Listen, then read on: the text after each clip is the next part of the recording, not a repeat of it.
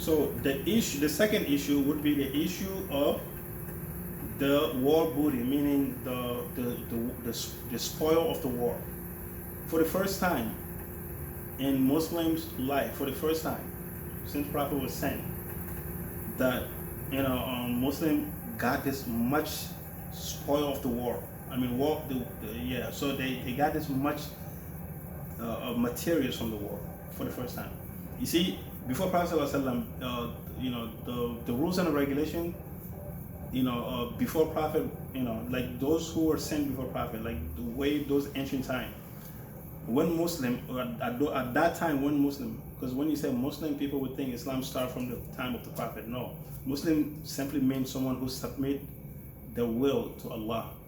So, like in time of Adam, in times of Noah, in times of Musa, in times of all those previous prophets. So when they got the booty of the war, when they got the spoil of the war, they were not allowed to take any out of that spoil of war. So what would they do with it? They would pass all this spoil to war, and Allah would send a thunderbolt, lightning.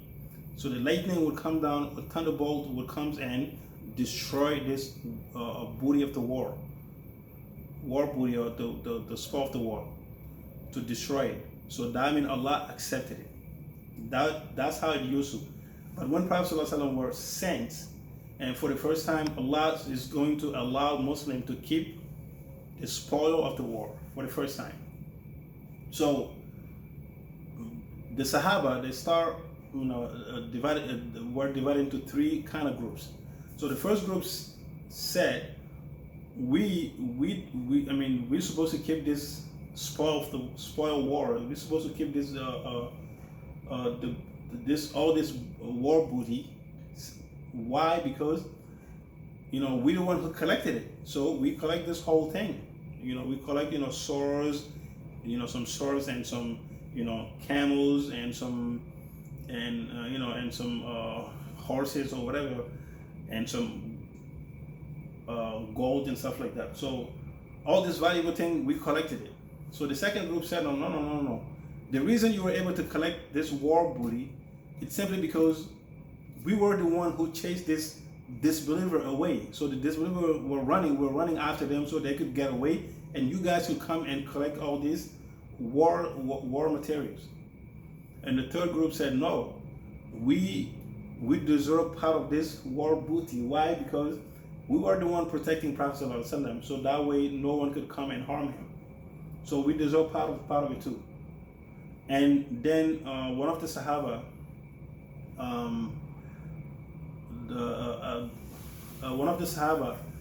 Sa'd ibn Abi Waqqas, he said he had this a beautiful sword, and he said, "Oh Prophet, can I keep this sword? Because I'm the one who killed this disbeliever. So whosoever that I kill, I'm supposed to be able to keep their swords or whatever they left behind." So when they were saying all this, then the ayah, Surah Al-Anfal, came down right away in the battlefields, in the battle of Badr. Surah Al-Anfal came down. What did Allah say?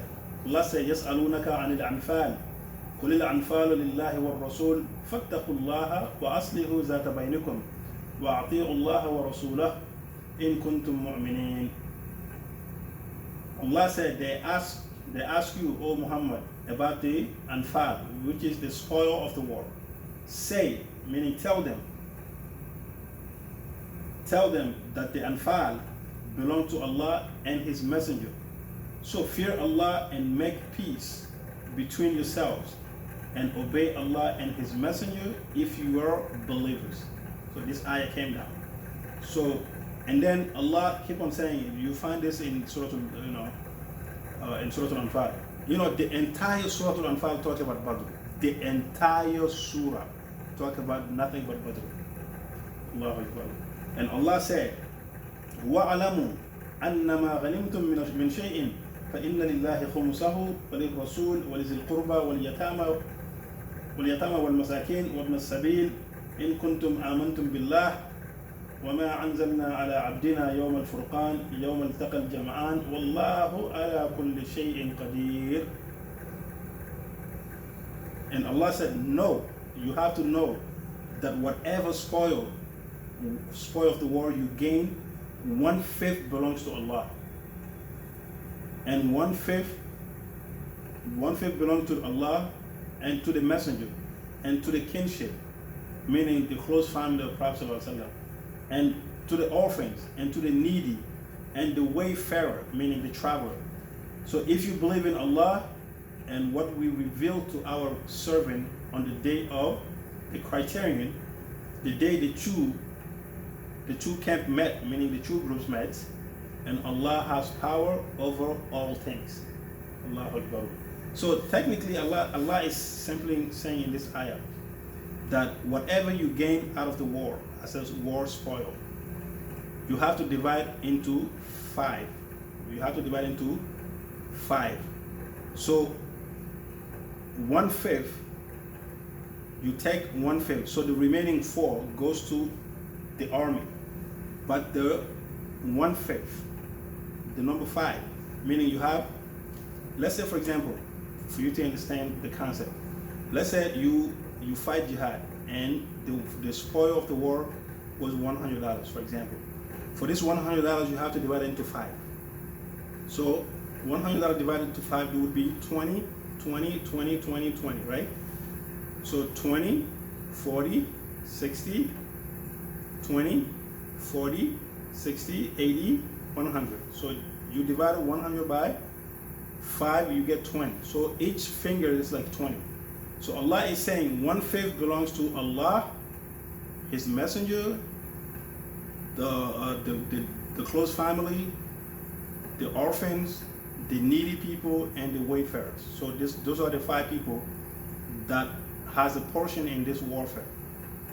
So what is done? So meaning when Prophet was dividing this, so Prophet divided the entire warfare into 5, and he took 4 and he gave it to the armies. So each army get exactly the same amount. And so the remaining 1/5, that 1/5 has to be divided into 1/5. 1/5 has to be divided again into 1/5. Meaning, so that 1/5 would be, Allah said, so that 1/5 would be for Allah and His messenger and the Zawil Qurba, meaning the close family, which is the family of Prophet, which is the Ahlul Bayt. So they get, so Allah and Prophet 1/5, the Ahlul Bayt 1/5, and the Yatama, meaning the orphans 1/5, and the needy people 1/5, and the traveler who do not have any more money to get to his final destination 1/5. So literally we said if you have $100, so literally $80 would go to the army, right? Because you divide $100 into 5. So 4 goes to the army. So the 5th one, 1/5, would be divided into another 1/5. So meaning, so that's like a 20%, because the 80% goes to the army. So the remaining 20% would be divided into 1/5. So 20% divided by 1/5 would be what? 4%, right? So meaning each group that Allah mentioned, like so Allah said, وَاعْلَمُوا أَنَّمَا غَنِمْتُم مِّن شَيْءٍ فَإِنَّ لِلَّهِ خُمُسَهُ. So 1/5 belongs to Allah, and another 5th, the second 1/5 belongs to Prophet, and the third 1/5 belongs to Al-Qurba, and the 4th one. So I mean, literally, so it's like this: وَلِلَّهِ فَإِنَّ لِلَّهِ خُمْسَهُ وَلِلرَّسُولِ, meaning 1/5 belongs to Allah and Rasul, meaning it's just that 1/5. So 1/5 belongs to Prophet himself, and the second 1/5 belongs to the Ahlul Bayt. That's the second 1/5. So meaning 4% goes to Prophet, 4% go to Ahlul Bayt, and the third 4%, meaning that's the third 1/5, go to Yatama, meaning the orphans, and the fourth 1/5 goes to the fourth 1/5 go to Masakin, meaning the needy people, and the 5th 1/5 goes to the wayfarers, meaning the travelers. You see, so meaning each group, there's 5 groups, so each get 4%. So 4% 4%, 4%, 4% times 5, that would give you 20%. See, that's the remaining 20%. So this is just the Islamic law that I'm describing here. So so the 20% goes to the 5 groups that Allah said in this ayah. So the remaining 80% goes to the army. You know. All right. So now that's the second issue. And but there are some other people who did not go to Badr, but they got some share, like Ousmane ibn Affan. Ousmane ibn Affan did not participate in Badr, but yet when Prophet were dividing the 80%, meaning the remaining 4, which is the 80% of the war spoil.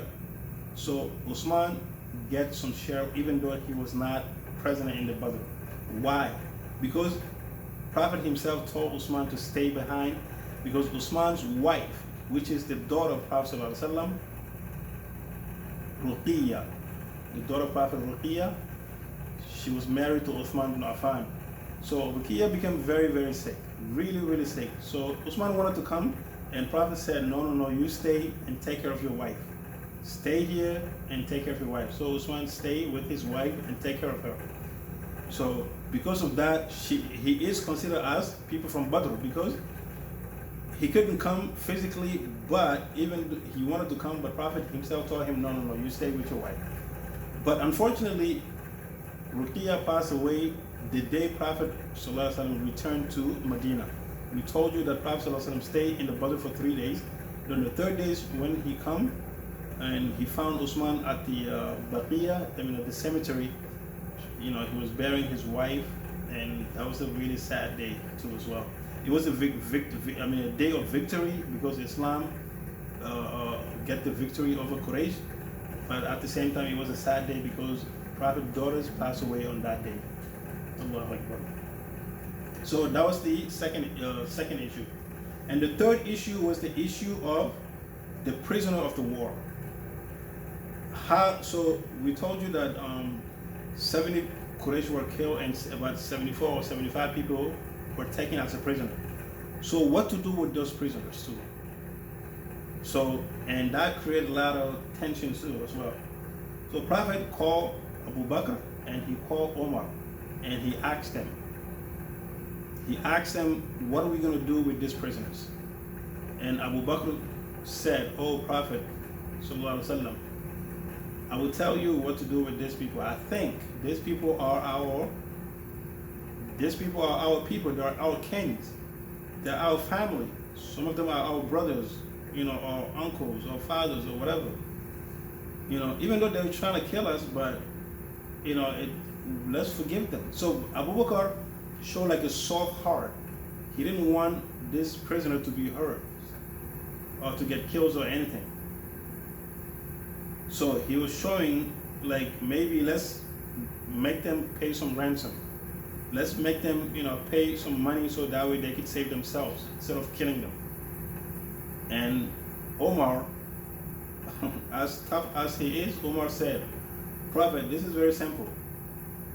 Take Aqil. Aqil ibn Abu Talib, the big brother. He's older than Sayyidina Ali. So the big brothers of Sayyidina Ali, one of the brothers of Sayyidina Ali, Omar said, oh Prophet, just give Aqil to Ali. That's his brother. Let Ali kill his own brother. And find someone from my own clan, from my own tribe, and let me kill that person. So any prisoner we took, give that prisoner to his own, clansman or his own tribesman, and let that person take care of him. So that way, no one would say, oh yeah, you killed someone from my own clan, or you killed my brothers, or this. Let the brother kill his own brother, because we're doing this for Allah's sake. They're trying to kill us simply because we believe in Allah. So Allah gave them to us, we're going to kill them because we believe in Allah. We prefer Allah over even our own family. So when Omar said this, Prophet ﷺ said, oh, you too. He said, oh Abu Bakr, your heart right now resemble Ibrahim alayhi salam and resemble Isa alayhi salam. When Ibrahim and Isa, for example, when Ibrahim alayhi salam said,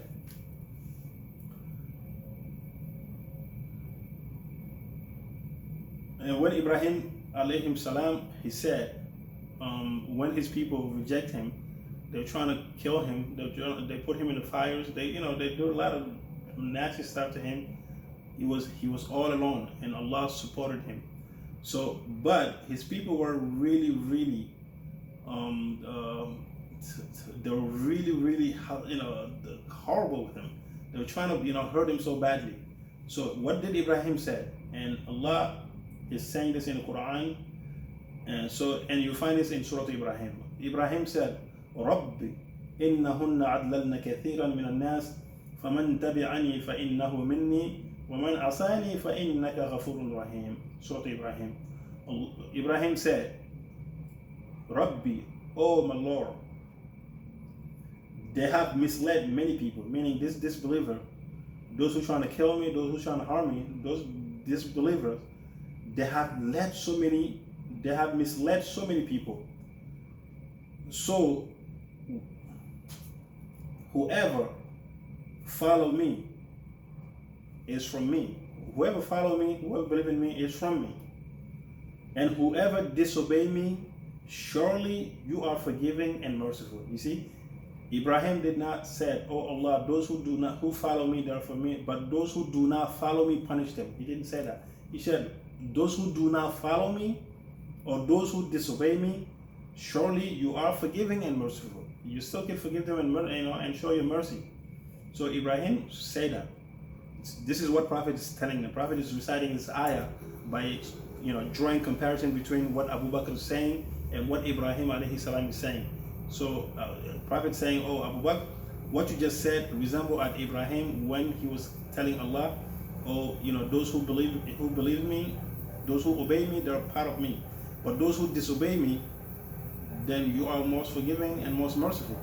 And as for Isa, Isa also said, "In tu'azzibahum fa innahum ibaduk, wa in taghfir lahum fa innaka antal azizul hakim." Surah Al-Ma'idah.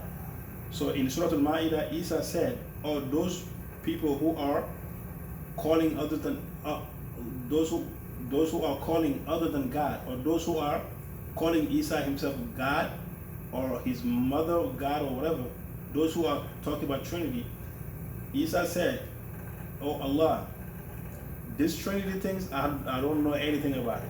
I didn't tell them to worship me. I told them to worship you. You are my Lord and their Lord, and I told them to worship you alone." But then Isa continued, he said, "In tu'azzibahum," if you were to punish them, if you would punish them, "fa innahum ibaduk," there's no doubt they are your servants. "Wa in taghfir lahum," but if you would forgive them, "fa innaka antal azizul hakim," you are the mighty and the wise.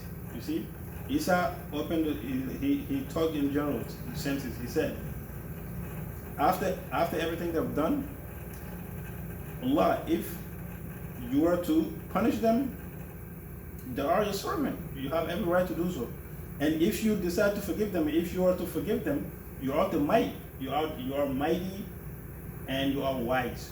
See? So Prophet now is saying the way Ibrahim replied and the way Isa replied resemble you, Abu Bakr, with the soft heart. But as of you, Prophet is talking to now Omar. He said, "As of you, Omar, your heart resemble to Musa and Noah alayhi salam." And Prophet said, when Noah said to his people, وَقَالَ نُوحٌ رَبِّي لَا تَذَرْ عَلَى الْأَرْضِ مِنَ الْكَافِرِينَ دَيَّارًا. When Noah said to his people, "Oh my Lord, do not leave the unbelievers, do not leave any house from the unbelievers in this earth," meaning destroy all the disbelievers' house. Because you see, Noah made this dua. Why? Because Allah told him that nobody would believe in you anymore. Those who already believe in you, that's it. No one else would believe in you. So when That was, when Noah found out that no one else would believe him, then he made dua to Allah. He said, "Oh Allah, do not leave any disbelievers on this earth, because disbelievers, you would give nothing but disbelievers." So he made this dua against disbelievers. And also, Musa also made this dua against Fir'aun and his people. Musa said, "Rabbana itmis ala amwalihim washdud ala qulubihim fala yu'minu hatta yaraw al-azab al-alim." And this is in Surah Yunus. And Musa said, "Our Lord, obliterate their wealth and harden their hearts, so that they do not believe until they see a painful punishment." Until they see the painful punishment. So Musa made dua against his people, and he told Allah, he made dua to destroy their money, their wealth, the wealth of Fir'aun and his people, and he asked Allah to completely harden their heart, and they will not see, they will not believe till they see a painful punishment. And so Prophet ﷺ says, you see, Musa made this dua against his people, and so is Noah. So you, Omar, you want us to kill, you want us to kill this prisoner. So your heart resembles to Musa and Noah in this case. And then the next day, Allahu Akbar, Omar came and found Prophet ﷺ and Abu Bakr sitting under the tree. They were crying. Omar came and said, "Oh Prophet, could you please tell me why you're crying? If you tell me why you're crying, so I could cry with you. But if I don't understand why you're crying, I'll still force myself to cry with you." Allahu Akbar. And Prophet told Omar, he said, "Oh Omar, Allah has sided with you. Allah has sided with you." Meaning, the matters that we talked about yesterday, what to do with this prisoner, Allah agreed with you. You said to give each person to his own tribesman to kill. That's what Allah preferred. That's what Allah wanted. You said it, and Allah sided with you. And Allah, this is what Allah said. Allah revealed this ayah. Allah said, "Ma kana li nabiyyin." And you find this in Surah Al-Anfal. Allah said, "Ma kana li nabiyyin an yakuna lahu usra hatta yuthkhina fil ard. Turiduna arad ad-dunya wallahu yuridu al-akhirah. Wallahu azizun hakim." Allah said, it is not for a prophet to have a prisoners until he established himself in the earth. You want width of the world? Do you want this worldly life? And Allah wants the hereafter. Allah is mighty and wise. Surah Al-Anfal, this is verse 67.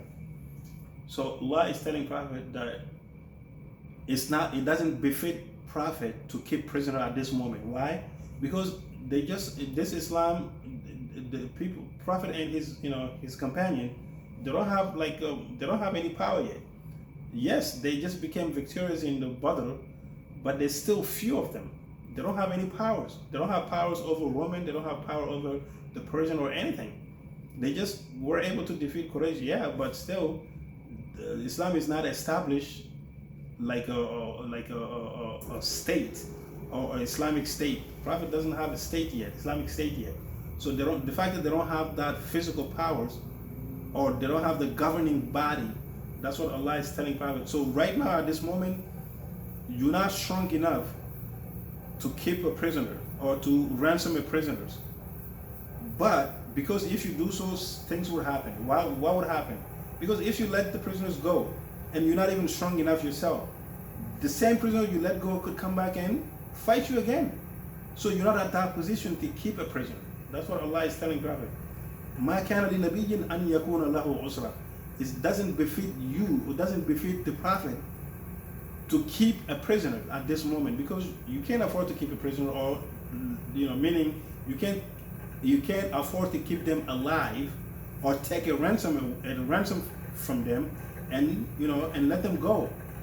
Why? Because they can come back and hurt you. They can come back and fight you because you're not too strong. You're not established yet. So Allah said, till you establish yourself until you become more powerful, then you could do those kind of stuff. You know? And Allah said, Turiduna arad dunya, meaning Allah talked to some of the Sahaba, they just wanted to ransom this prisoner so they could reach themselves out of it. They could get a lot of ransom money. So Allah is saying, so Turiduna arad dunya, so you want this worldly life? You know? Wallahu yuridul akhirah. Allah wants hereafter for you. That's much better. Wallahu azizun hakim, and Allah is mighty and is wise. See? So, and Allah said, if I had not been, and Allah saying in Surah Al-Anfal, Allah said, this is why Prophet was crying. Allah said, if it had not been the fact that Allah already forgive you, Prophet, meaning Allah already forgive you what you just did, because you're taking a ransom from this prisoner, Allah already forgiven you, because Allah already decreed this matters already. If it wasn't for that, a punishment would come down on you. Allahu Akbar. Allahu Akbar. Punishment will come down to you. Because, so Allah, when Allah said that, that's when Prophet was crying. Prophet said, wow. Allahu Akbar. We made a mistake. So, and another ayah. So this ayah in Surah Al-Anfal was abrogated, meaning the rules or the laws of this ayah was abrogated later. And it was replaced by by another ayah in Surah Muhammad. So Allah said, فَإِمَّا مَنًّا بَعْدَ وَإِمَّا فِدَاءً. And because at the beginning Allah said, فَإِذَا لَقِيتُمُ الَّذِينَ كَفَرُوا فَضَرْبُوا الرِّقَابِ حَتَّى إِذَا أَثْخَنْتُمُوهُمْ فَصُدُّوا الْوَثَاقَ فَإِمَّا مَنًّا بَعْدَ وَإِمَّا فِدَاءً حَتَّى تَضَعَ الْحَرْبُ أَوْزَارَهَا. Allah said, so when you, meaning Muslim, when you met those who disbelieve in jihad, strike their neck until when you have killed them, meaning, or when you have taken them as a prisoner, then tighten up their chain, meaning chain them. Either you take them as a captive with no ransom, or you release them with a ransom, so you release them with the ransom to be paid. So until the war later on is a burden, meaning this is when the Muslim became more firm, more established, more powerful. So that means for every jihad they could take prisoners, then those prisoners would give ransom to free themselves. That's only when Muslims become more powerful. See, this ayah abrogate, meaning replace the previous ayah from Surah Al-Anfal, according to many scholars. So now, with this in mind, we said the Prophet ﷺ, his uncle was one of the prisoners, Abbas. Even Prophet, his own daughter's husband, meaning the Prophet's son-in-law, was among the prisoners as well. So there were 70 of them. So some of them paid ransom for themselves, about 400 dirham, and some also didn't have anything. So Prophet let them go, and some were literate, meaning they could read and write. So Prophet told those prisoners, if you want to ransom yourself, you have to teach our people. Once you teach them how to read and write, then that would be your ransom and we could let go.